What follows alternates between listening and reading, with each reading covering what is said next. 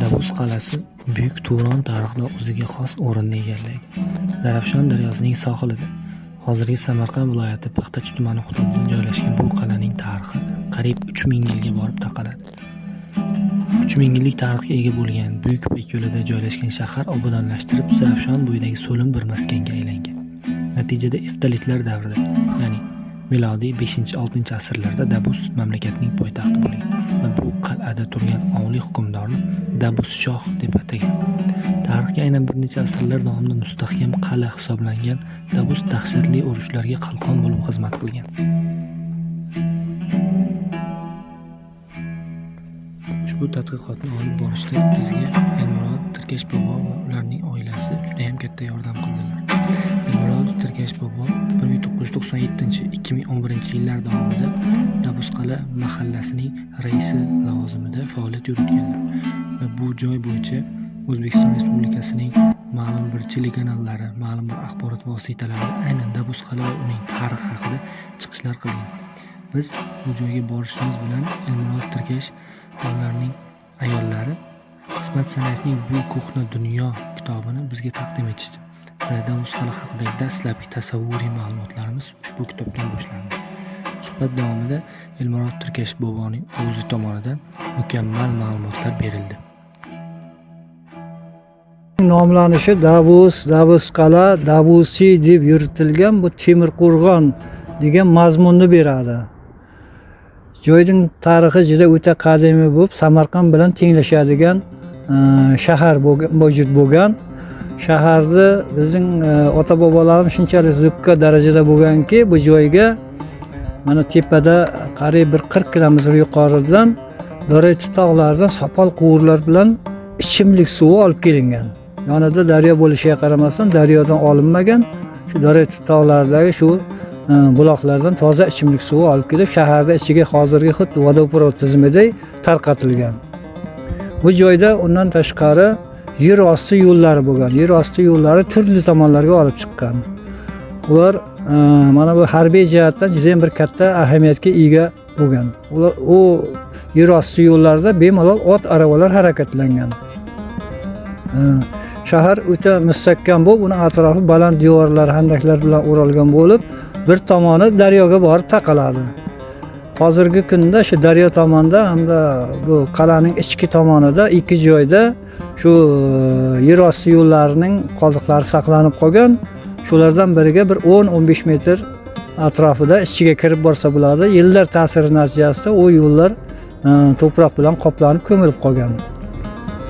Shahar ich qismga bo'lingan ark, rabot hamda hunarmandlar yashaydigan qismiga ajralgan. Shahristonda asosan zodagonlar yashagan, arkda shu joyning podshosi yashagan, rabotda hunarmandlar yashagan.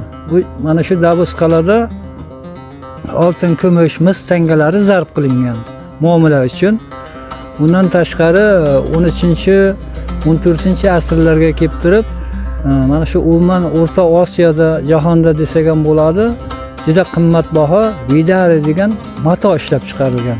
Uni faqat zodagonlar o'zlarining paradi, nimasi deymizmi, shunaqangi nimalar tikib kiyilishgan. U juda ham qimmatbaho material hisoblangan. 13-14-asrlarga kelib turib, joyda juda ham o'ta rivojlanish bo'lgan, har tomonlama hunarmandchilik, qilolchilik va boshqa kasb nimalari mana shu joyda nima qilingan. Dabusqal'a shahrida hozirgi kunda mavjud bo'lgan Imom Bahro ota maqbarasi 16-asrda Buxoro xoni Abdullaxon II tomonidan bunyod qilingan. Maqbara ichidagi qabr Imom Bahro ota qabri bo'lib turib, Imom Bahro ota mana shu joyda juda ham bir ulug' diniy ulamo, alloma, bir avliyo inson bo'lgan. Mana o'zi asli ismi Imom Bohir bo'lib, yerlik xalq shu yerdan borib ziyorat qilib bahra topganligi uchun Imom Bahra deb yuritilib ketilgan. Undan tashqari mana bu joyda juda bir savdo sotiq, Ipak yo'lida joylashgancha savdo sotiq ishlari ham juda rivojlangan. maqbaraning ichida tug' ko'tarilgan. U tug' mana shu joyda bir avliyo inson borligini bildirib turish uchun otning yoli ustidagisi qo'ng'iroq. Shamolda tebranib qo'ng'iroq o'zidan ovoz chiqarib turgandagini o'tayotgan karvonlarni o'ziga jalb qilgan. O'sha karvonlar haqiqatan shu yerda bir avliyo inson borligini bilib ziyorat qilishgan. Qabrning kattaligi ham endi shundayki, bir avliyo insonlarning qabri boshqa qabrlardan ajralib turilishi kerak. O'shaning uchun katta qurilgan. Endi u to'g'risida bir qancha rivoyatlar bor. Endi rivoyat albatta bu rivoyat-ku, to'qima. Lekin rivoyatdagida qisman bo'lsa ham haqiqat bo'ladi. Rivoyatlardan. Shu rivoyatda aytilishicha, arablar O'rta Osiyoga kirib kelib islom dinini targ'ib qilayotganida bu joyda Dabusiya shahriga kelganida Dabus shahrini qamal qilishgani ular ola olmagan. Endi rivoyatda aytilishicha, shu vaqtda shaharning begini qizi bilib bilmay suv yo'lini, mana shu buloqlardan olib kelayotgan suv yo'llarini aytgandan keyin, ular suv yo'lini yopgandan keyin shahar majbur bo'lgan, taslim bo'lgan.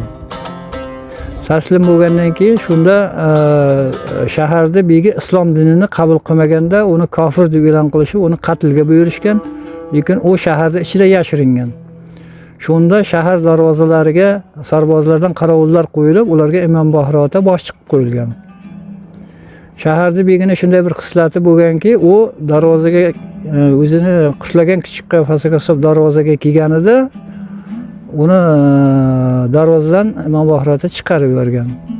Hazrati Ali kelib so'raydiki, hech kim bu yerdan chiqmadimi deganda, qutlagan kichikdan boshqa hech kim chiqqani yo'q deganda, sen Dabus kofirni qochirib qo'yibsan deya uni boshini tanasidan uzib tashlagan. Lekin necha marta chopishiga qaramasdan uning bo'yni cho'zilib ketavergan. Qabr xuddi shuning uchun shunday katta qilib nima bo'lgan. Qabr shakli uzun bo'lish aynan shunga ham bog'liq degan rivoyatlar bor. Shunday. Shunda shaharda begini qizi Hazrati Aliga aytganki, agar meni o'zingning nikohingga olsang, men otamni qayerda yashirinib turganligini aytaman degan. U o'zini nikohiga olgandan keyin aytganki, daryoni narigi tomoniga o'tganda katta bir ko'l bor, Nog'ora ko'l. Shamol to'xtaganida shu qimirlab turgan qamishni so'rib olsang, suvni tagida qamishdan nafas olib yashirinib o'tiribdi degan. Dabus shoh shu tariqa ushlab jazolashgan. Imom Buxoriy ota mening qabrimni bu yerda daryoni suvi yuvib ketadi deganida Hazrati Ali yo'q, sening qabringni suv yuvmaydi. To qiyomatgacha qabring shu yerda bo'ladi deb panjasi bilan daryo tomonga urgan. Endi albatta bu rivoyat, lekin rivoyatdagida haqiqat borligi, mana necha asrlar o'tyaptiki, daryoning suvi qal'aning devoriga to'g'ridan to'g'ri kelib uriladi va 90 gradusga burilib qibla tomonga qarab oqib o'tadi. Lekin mana shu joyda haqiqatan suv o'zini ta'sirini o'tkaza olmaydi. Uning bir to'proq qatlami bir o'zgacha bo'lib, juda ham o'ta darajada xuddi shishadek silliq daryoning tubi.